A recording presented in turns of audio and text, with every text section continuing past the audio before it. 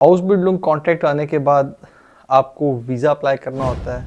तो visa apply करने के लिए आपको फर्स्ट अपॉइंटमेंट चाहिए और सेकंड जो उसके लिए रिक्वायर्ड डॉक्यूमेंट्स होते हैं वो आपको चाहिए। तो इस वीडियो में मैं आपको बताऊंगा कि आपने अपॉइंटमेंट कैसे लेनी है, वीज़ा की कौन कौन सी रिक्वायरमेंट्स हैं और इंटरव्यू में कौन कौन से क्वेश्चंस पूछे जाते हैं एम्बेसी के अंदर, और वीज़ा मिलने के बाद यहाँ पे आके आपको रेजिडेंस परमिट कैसे अप्लाई करना होता है।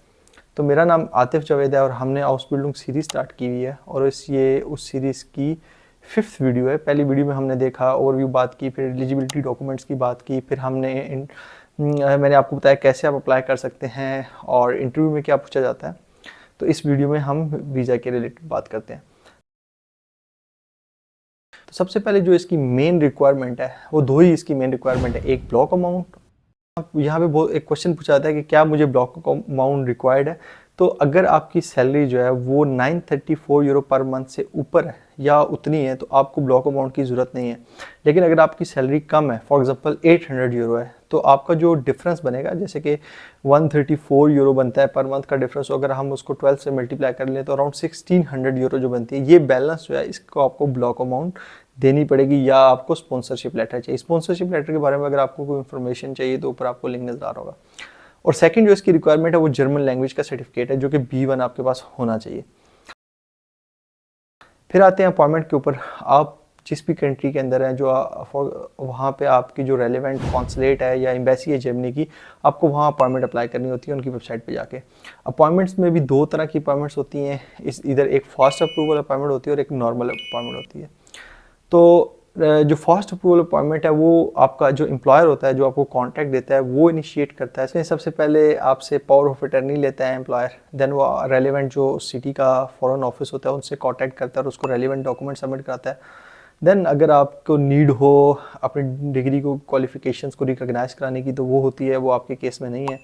फोर्थ क्या होता है कि जो आपका एम्प्लॉयर और जो रेलिवेंट फॉरेन ऑफिस है उनके दरमियान कॉन्ट्रैक्ट होता है और एक इब्तदाई किस्म का, आपको समझेंगे, वीज़ा जो है ना वो अप्रूव होता है।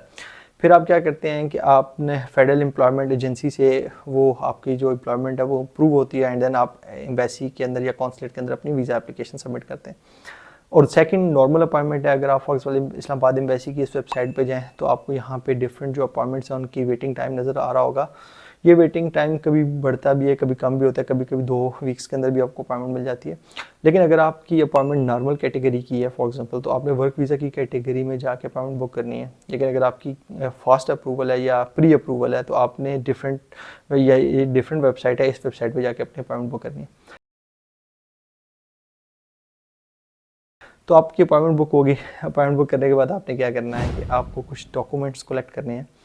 पहले जो सबसे इम्पोर्टेंट ऑफ कोर्स वो आपके जो आपने एप्लीकेशन फॉर्म फिल करना है। इस वेबसाइट पे आप जाएंगे, आप अपनी एप्लीकेशन फॉर्म फिल करेंगे जिसमें आप अपनी इन्फॉर्मेशन देंगे, पेरेंट्स की इन्फॉर्मेशन देंगे, अपने एजुकेशनल बैकग्राउंड के बारे में बताएंगे, अपने प्रोफेशनल बैकग्राउंड के बारे में बताएंगे, आपके जो ट्रैवल डॉक्यूमेंट है उसके बारे में आप इन्फॉर्मेशन देंगे और अपने कॉन्टैक्ट इन्फॉर्मेशन देंगे।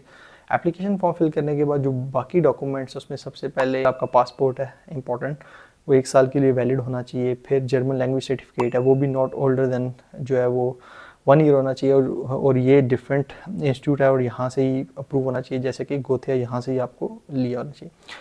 फिर इंपॉर्टेंट डॉक्यूमेंट्स के अंदर वो जर्मन जो आपके पास कॉन्टैक्ट है वोकेशनल ट्रेनिंग का, वो होना चाहिए आपके पास, वोकेशनल ट्रेनिंग का प्लान होना चाहिए आपके पास। फिर आपके एजुकेशनल डॉक्यूमेंट्स हैं, वो आपको टेस्ट करवाने हैं। एसएससी की डिग्री आपको आईबीसी से टेस्ट करानी है, इसी तरह एचएससीसी की भी आपको आईबीसी से टेस्ट करानी है। अगर लेटेस्ट डिग्री है तो आप एचएससी से टेस्ट करवा लें।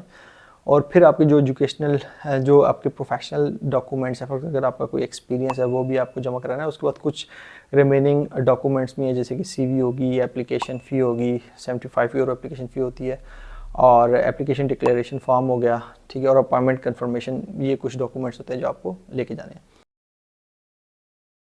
तो अब आपके सारे डॉक्यूमेंट्स इकट्ठे हो गए। स्टेप 3 के अंदर आपको क्या करना है कि आपको एक ओरिजिनल सेट लेके जाना है और एक इसकी कॉपी लेके जानी है। अब जब एम्बेसी के अंदर आप जाएंगे तो आपसे इंटरव्यूअर जो है ना वो डिफरेंट क्वेश्चंस करेगा। वो क्वेश्चन ये पूछेगा आपसे कि आपने जर्मनी क्यों चूज़ किया, why Germany, why this house building programme, आपको कॉन्टैक्ट कैसे मिला, आपको किसी ने इस बारे में हेल्प की, यानी कि आपकी सैलरी कितनी है, आपकी आप कब, आपकी एम्प्लॉयमेंट डेट की स्टार्टिंग डेट क्या है, आप आपके फैमिली के बारे में पूछेगा, आपके फादर क्या करते हैं, उनका प्रोफेशन क्या है, आपकी मदर क्या करती हैं, या आपका इंटरेस्ट क्यों पैदा हुआ। सो ये बेसिक क्वेश्चन है जो आपसे वो पूछेगा। आपकी एप्लीकेशन सबमिट हो जाएगी। उसके बाद आपने वीज़ा का वेट करना है। जो एम्बेसी है, जर्मन एम्बेसी, उसका ऑफिशियल टाइम 2 मंथ्स है। 2 मंथ के अंदर वो आपको वीज़ा दे देंगे, लेकिन ये टाइम कम या ज़्यादा हो सकता है। वीज़ा आने के बाद आप जर्मनी में ट्रैवल करेंगे। तो उम्मीद है कि आपको समझ आ गई होगी कि आपने अपॉइंटमेंट्स कैसे लेनी है, और वीज़ा रिलेटेड जो भी आपकी क्वेरीज हैं क्लियर होंगी।